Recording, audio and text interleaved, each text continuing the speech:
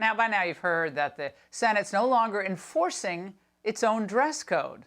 The senators can wear whatever they want, including the standard Fetterman uniform, a hoodie and gym shorts. Well, I mean, I feel it's, a little more freedom, which should be bipartisanship, you know what I'm saying? So, but I don't know why the right side seems to be losing their minds over it, like, dogs and cats are living together and, like the world's spinning off its axis. But, I think it's a good thing. Of course, this is all about lowering the bar for Fetterman, but the point here isn't the dress code, really. It's that Pennsylvania has a senator who literally refuses to dress like an adult when he represents adults.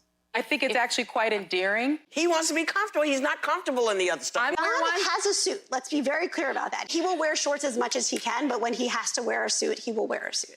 How many times has he actually done that? Well, anytime we see that he's standing at a podium, he looks like he just got done working out. So he's comfortable. Well, let's be clear. You don't dress up in court or in the Senate or in any professional setting to make yourself feel better. You do it out of respect. And because you have a better chance of persuading other people to do what you want them to do when you look and act professionally. Wearing a suit shows a certain amount of respect for the process and the other people in your workplace. When you don't show that respect, you're signaling that you just are not serious. We might be seeing more of John Fetterman's hoodies and shorts on the Senate floor. But yeah, I think this is a step forward. I just don't understand why you have to do the business of Congress, which, incredibly long hours, incredibly demanding. I don't think it requires a suit. Now, why isn't she just wearing a bathing suit on TV then? Probably more comfortable. Fetterman has apparently indicated to his fellow senators that he can't do his job without these special accommodations. That act, in and of itself, is going to cause his fellow senators to take him less seriously, if that's even possible. Now, this isn't because the senators are bad people, or because they're mean, or because they don't care about people who suffer from whatever condition oppresses him. It's simply an act of human psychology. If everyone else is following the rules and you say that you can't or won't, people are just going to take you less seriously.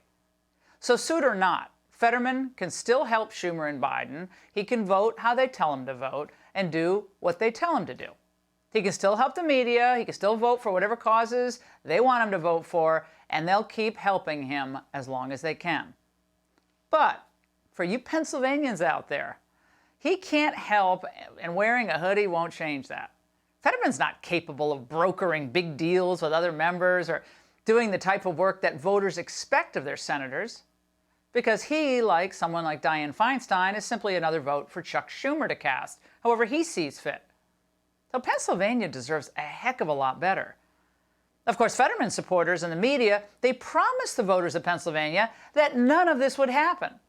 They promised that Senator Fetterman could be just as productive, just as effective as any other senator out there.